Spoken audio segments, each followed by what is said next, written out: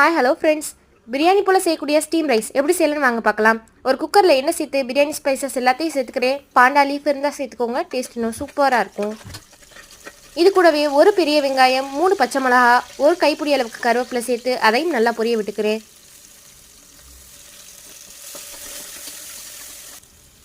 ஒரு table spoon அளவுக்கு ginger garlic paste சேர்த்து ஒரு பழுத்த தக்காளியை சேர்த்து நல்லா வதங்குறதுக்காண்டி ஒரு டேபிள் ஸ்பூன் அளவுக்கு உப்பு சேர்த்து அதையும் நல்லா வேக விட்டுக்கிறேன்.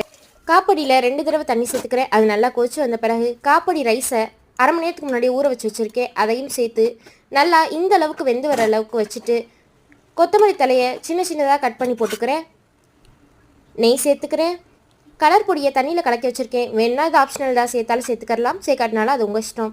சேர்த்துட்டு ஹை ஃப்ளேமில் ஒரு விசில், ஸ்லோ ஃப்ளேமில் ஒரு விசில் வச்சு 2 விசில் வச்சு எடுத்துக்கோங்க. இப்போ பாருங்கள், ஒன்றோட ஒன்று ஒட்டாமல் சூப்பராக பிரியாணி அளவுக்கு ஸ்டீம் ரைஸ் செம்மையாக ரெடி ஆயிடுச்சு. கண்டிப்பாக ட்ரை பண்ணி பாருங்கள். லஞ்ச் பாக்ஸுக்கெலாம் இது ஒரு ஃபேவரட் ரைஸாகவே இருக்கும். குழந்தைங்களுக்கு கொடுத்து பாருங்கள், கண்டிப்பாக சூப்பராக என்ஜாய் பண்ணி சாப்பிடுவாங்க. எப்படி இருந்துச்சுன்னு கமெண்ட் செக்ஷனில் வந்து சொல்லுங்கள்.